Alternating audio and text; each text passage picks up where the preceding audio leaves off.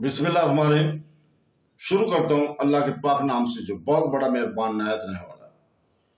दोस्तों, बहनों, भाइयों, बुजुर्गों, अस्सलाम वालेकुम वरहमतुल्लाहि वबरकातुहू। हम अपने इस्लामी चैनल में आपको खुशामदीद कहते हैं और इसमें हम कर रहे हैं बयान नंबर 49 को, जिसमें हम हजरत यूनुस अलैहिस्सलाम की कौम को अजाब से क्यों बचाया गया इसको हम बयान करेंगे। हमारा मकसद कुरान पाक और सुन्नत रसूल से सीखना और सिखाना है। कुरान पाक बहुत से अंबिया और इनकी कौमों के किस्से बयान करती है, जिनमें से अक्सर ने हक को जुटलाने के बाद तबाही का सामना किया। ताहम कुरान पाक में एक कौम का जिक्र है जो अज़ाब इलाही से महफूज रही, और वो है हजरत यूनुस अलैहिस्सलाम की कौम। इनकी कहानी मुनफरद है और तबाहशुदा कौमों की कहानियों में एक इंतशाना के अस्तंसना के तौर पर खड़ी है। कौम नूह, आद, समूद या फिरौन के बरक्स हजरत यूनुस अलैहिस्सलाम की कौम ने अजाब नाज़िल होने से पहले सच्चे दिल से तौबा किया और अल्लाह ताला ने अपनी लामादूद रहमत से इन्हें मुआफ कर दिया। ये वाक़या तौबा, रहम और अल्लाह ताला की उम्मीद के बारे में एक लाजवाब सबक देती है। कुरान पाक इनकी कहानी की सूरह अल-सफ़ात की आयत नंबर 147 148 में बयान करता है, जिसका तर्जुमा है, और हमने इसे 1,00,000 या इससे ज्यादा की तरफ भेजा और वो ईमान ले आए तो हमने इन्हें एक वक्त के लिए फायदा पहुंचाया। इस आयत से मालूम होता है कि जब हजरत यूनुस अलैहिस्सलाम की कौम ईमान ले आई तो अल्लाह ताला ने इन्हें बख्श दिया और इन्हें एक मुद्दत तक अमन और खुशहाली के साथ रहने दिया। इनकी इज्तिमाई तौबा ने इन्हें तारीख की वाहिद कौम बना दिया जिसका अजाब मुकम्मल तौर पर टल गया। हजरत यूनुस अलैहिस्सलाम की कौम ने इब्तिदा में अल्लाह ताला की इबादत करने की दावत को रद्द कर दिया था। हजरत यूनुस अलैहिस्सलाम ने बरसों की तकज़ीब के बाद अपनी कौम के गुस्से में छोड़ दिया, ये सोचकर कि अजाब नागजीर था। अल्लाह ताला ने सूरह अल-सफ़ात की आयत नंबर 139 से 140 में इसका जिक्र किया, जिसका तर्जुमा है, और बेशक यूनुस रसूलों में से थे जब वो भरी हुई कश्ती की तरफ भागे।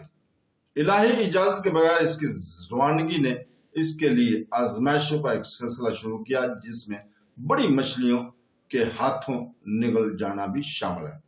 फिर भी इस अरसे के दौरान इसके लोगों के दरमियान एक काबिल जिक्र वाक़या हुआ।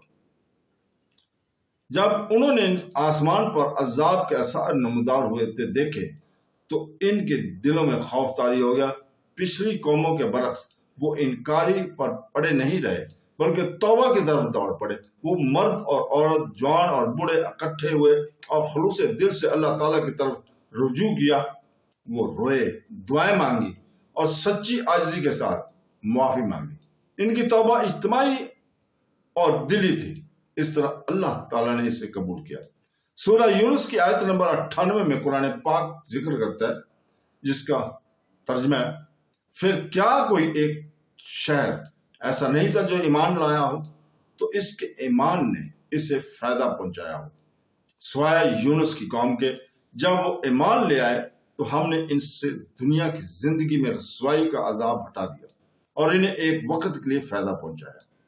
ये आयत वाज़ेह तौर पर बताती है कि इनके ईमान और तौबा ने इन्हें बचाया।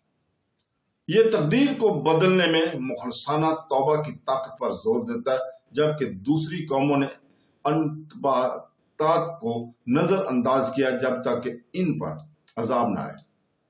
हजरत यूनुस की कौम वाहद मिसाल के तौर पर खड़ी है जहां वक्त पर तौबा की गई और कबूल हुई। अल्लाह ताला की रहमत इस कहानी का मरकजी सबक ये है और ज़ाहिर करता है कि अगर लोग अपने खालिक की तरफ पलट जाते हैं तो खुदाई अजाब नागज़ीर नहीं है। कुरान पाक हमें बार बार बताता है कि अल्लाह ताला सबसे ज्यादा रहम करने वाला। सूरह बकरा की आयत नंबर 222 में अल्लाह ताला फरमाता है, बेशक अल्लाह तौबा करने वालों से मोहब्बत करता है और पाकीज़गी इख्तियार करने वालों से मोहब्बत करता है। हजरत यूनुस की कौम की खुदाई वादे का जिंदा सबूत बन गई। हदीस का अदब भी इस किस्से से सबक पर रोशनी डालता है।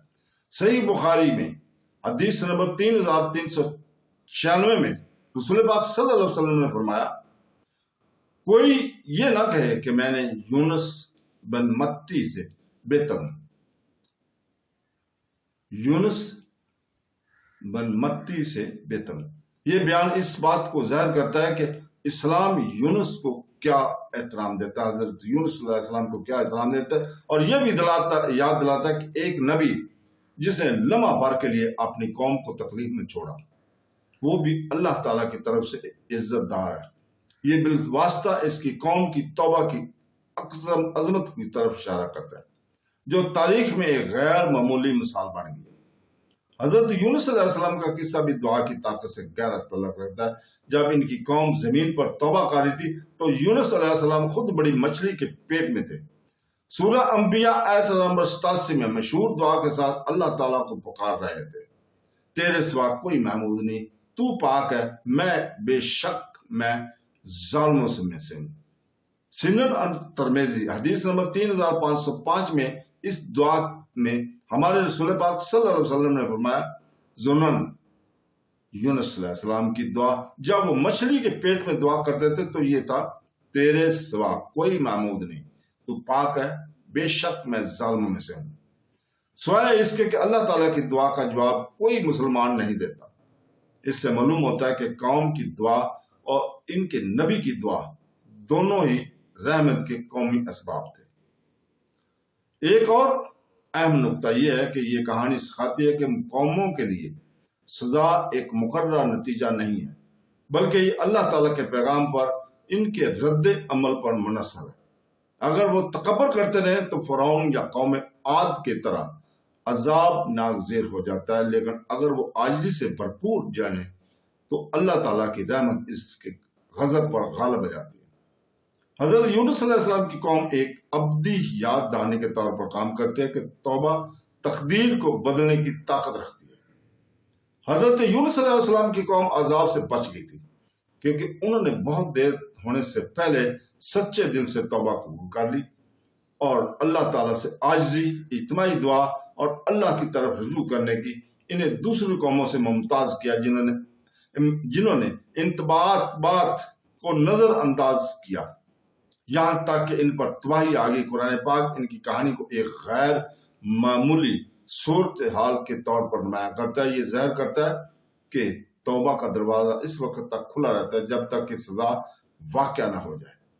یہ امید کی کہانی ہے جو ہمیں یاد دلاتی ہے کہ لوگ خواہ کتنے ہی گمراہ ہو جائیں، اگر وہ خلوص نیت سے اللہ تعالیٰ کی طرف رجوع کریں گے تو ان کی رحمت، اللہ تعالیٰ کی رحمت ان کو اپنی لپیٹ میں لے لے گی۔ حضرت یونس کی بچ گئی قوم صرف ماضی کی کہانی نہیں بلکہ پوری انسانیت کے لیے ایک لازوال سبق ہے۔ یہ ہمیں سکھاتا ہے کہ توبہ، خلوص نیت اور عاجزی افراد اور یہاں تک کہ پوری قوم کو بچا سکتی ہے۔